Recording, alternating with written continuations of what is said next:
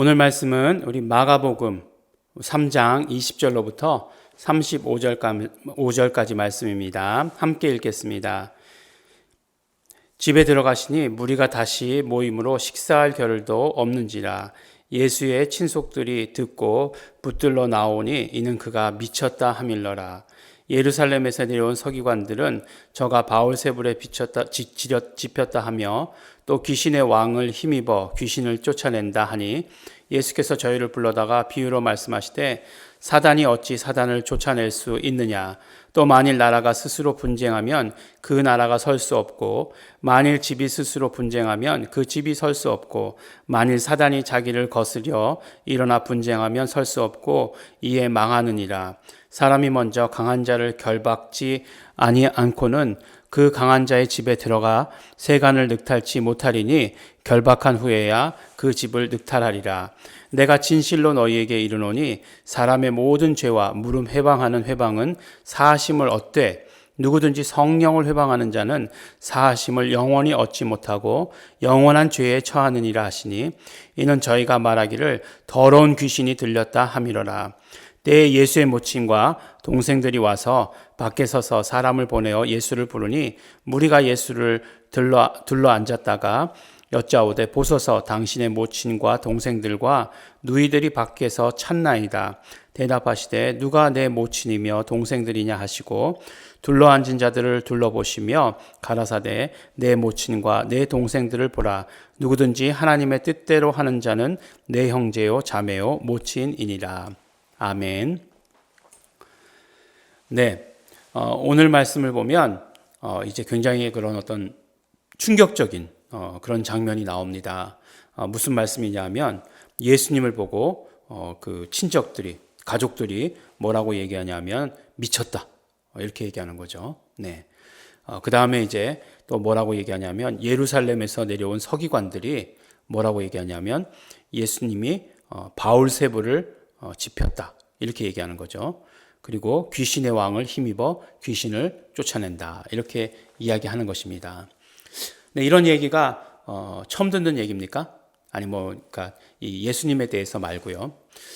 귀신이 귀신을 쫓아낸다. 예, 이런 얘기 많이 들어보지 않았습니까?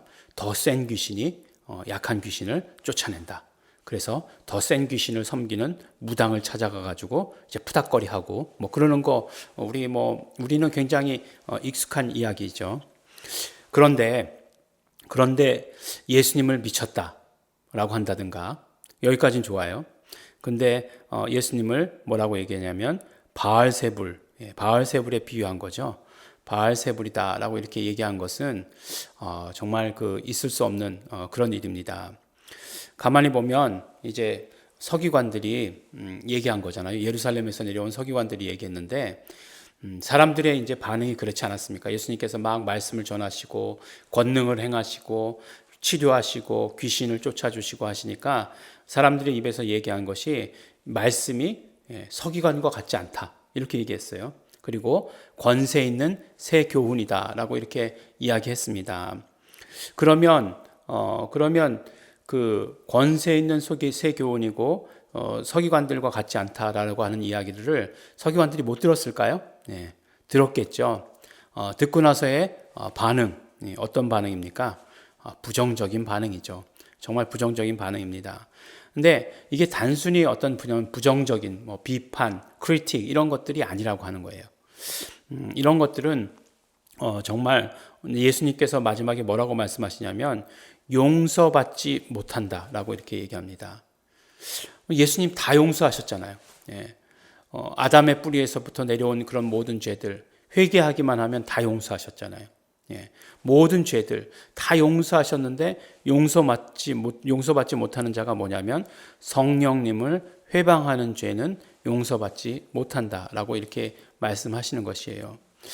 참 예수님께서 이런 말씀을 하셨어? 라고 이렇게 생각이 되죠. 왜냐하면 예수님께서는 십자가의 길을 걸어가실 때 얼마나 많은 모욕을 당하셨습니까? 막 사람들이 때리고 침뱉고 하는 그런 모욕을 당하셨죠. 그리고 십자가에 못 박고 그냥 여러 가지 말들로 모욕했습니다. 그런데 그런 죄들 다 용서받을 수 있다는 거예요. 그럼에도 불구하고 용서받지 못하는 죄는 뭐냐면 성령을 회방하는 것은 절대로 용서받지 못한다라고 이렇게 말씀합니다. 성령을 회방하는 것이 무엇일까요? 바로 성령을 회방하는 것은 바로 성령님이 하시는 일들을 방해한다는 거잖아요. 근데 성령님이 하시는 일이 가장 큰 성령님이 하시는 일이 무엇이겠습니까? 예수님을 증거하시는 일이에요. 예수님을 뭐라고 증거하시느냐? 바로 예수님은 하나님의 아들이시다. 그러니까 곧 이야기에서 예수님은 하나님이시다라고 하는 것을 증거하시는 분이세요. 그런데 그것에 대해서 회방한다? 그것을 방해한다? 그런 죄는 절대로 용서받지 못하는 것이에요. 적그리스도의 영을 얘기할 때 요한 서신서에서 예수가 하나님의 아들이심을 부인하는 영마다 다 적그리스도의 영이다. 이렇게 이야기하고 있어요. 그것과 마찬가지로 예수가 하나님의 아들이심을, 예수가 하나님이심을 거부하는 것, 부인하는 이 모든 것들은 다 용서받지 못하는 것이다 라고 이렇게 말씀합니다. 그러니까 우리가 이제 저 명확한 기준을 세워야 하는 거죠. 이렇게 여기도 들었다 저기도 들었다 하는 것이 아니라 바로 예수는 하나님의 아들이십니다. 우리 신앙 고백이 중요하잖아요. 왜 중요합니까? 우리는 언제나 예수님 편이다 라고 하는 것을 이야기하기 위해서 중요해요. 사실 뭐 하나님께서 구약에서 그 우상 숭배한 사람들에게 이야기하시잖아요. 내 편은 다 내게로 와라. 이렇게 얘기하시지 않습니까? 내 편. 하나님께서는 어떤 면으로 이야기하면 그 어떤 그 뭐 잘잘못 이런 것을 따지는 분이 아니세요. 용서하세요. 용서하시는데 결국 내 편이냐 아니냐를 더 중요하게 여기신다는 거예요. 그것이 더 중요한 그런 어떤 그 분명한 그런 어떤 판단의 기준이 된다는 것입니다. 우리가 어떻게 해야 됩니까? 성령님 안에, 예수님 안에. 물론 우리가 예수의 피를 의지해서 회개하는 과정을 거쳐야 하는 것이죠. 그렇지만 그것은 어떤 뜻이에요? 예수님 안에 들어오겠다라고 하는 강력한 의지잖아요. 그런 어떤 우리의 어떤 표현이잖아요.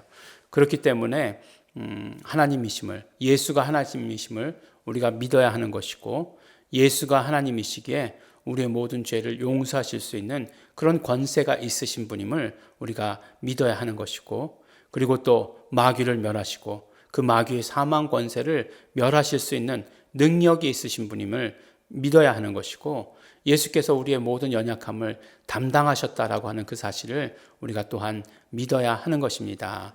그것을 우리가 믿고 우리 마음에 받아 가질 때에 우리는 예수님 편에서 살 수 있는 것입니다. 오늘 말씀을 보면 그렇게 뭐 편가르기 한다 이렇게 얘기할 수도 있겠지만 예수님은 분명한 편가르기의 기준을 정하셨어요. 성령님을 회방하는 자는 절대로 예수님 편이 될 수 없는 것이에요. 어떻게 해요? 예수님이 하나님이심을 거부하는 자, 그것을 믿지 않는 자는 예수님의 편이 될 수 없다라고 이렇게 말씀을 하시는 것입니다. 예수님이 편에 되어서 용서받고 또 회복되고 치료받고 정말 그런 능력 있는 삶을 사시는 우리 성도 여러분들이 되시기를 예수 이름으로 축원합니다. 우리 기도하실 때 결단하시기 바랍니다. 내가 예수가 하나님이심을, 예수님 당신은 그리스도시요 살아계신 하나님의 아들이십니다. 이것을 내 마음에 믿고 내 입술로 고백합니다. 우리 그렇게 더욱더 결단하겠습니다. 그렇게 결단하시기 바라겠고, 또 우리 회개하실 때 우리 양다리 이쪽에도 서고 저쪽에도 섰던 이런 마음들 예수님의 피를 의지합니다. 그것이 정말 예수님의 마음을 가장 불편하게 해드렸던 것임을 우리가 기억하고 예수님의 피를 의지합니다. 회개하시기 바랍니다. 그리고 또 우리 결단하실 때 결단하시고 감사하시고 우리 함께 기도하시게 되기를 바랍니다. 우리 다 같이 기도하시겠습니다.